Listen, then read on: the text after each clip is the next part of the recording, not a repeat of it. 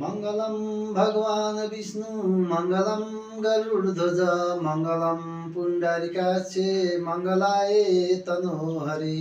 नारायण जय होस् सबैमा।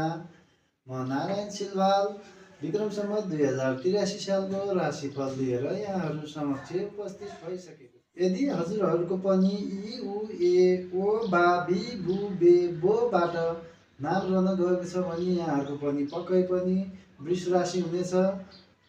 त्यो विक्रम सम्वत 2083 सालको वार्षिक राशिफल यस प्रकारको रहेको छ। बृहस्पति शुभ रहनाले वर्ष आरम्भमा आर्थिक उन्नति हुनेछ।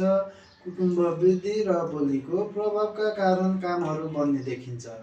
यहाँहरूको असारदेखि कार्तिकसम्म स्वास्थ्य कमजोर रहे पनि माघसम्म भूमि वाहन प्राप्त हुने योग रहेको छ भने शनि शुभ रहनाले आम्दानी बढ्ने, नयाँ कामको थालनी हुने र मान सम्मान प्राप्त हुने योग देखा परेको छ।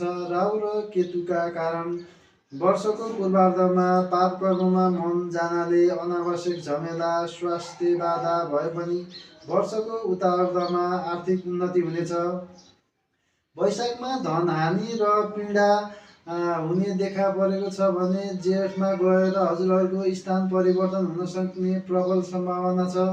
असारमा खर्च वृद्धि हुनेछ भने श्रावणमा गएर सुख र धन लाभ हुनेछ। भाद्रमा हजुरहरूको मानहानि हुने र असोजमा गएर आर्थिक सङ्कटको सामना गर्नुपर्ने अवस्था आउन सक्छ। अलि चलाको रहनुहोला। कार्तिकमा शत्रु नाश र सुख प्राप्तिको योग देखिएको छ। मङ्सिरमा लामो यात्रा र धननाश हुने सम्भावना अधिक छ।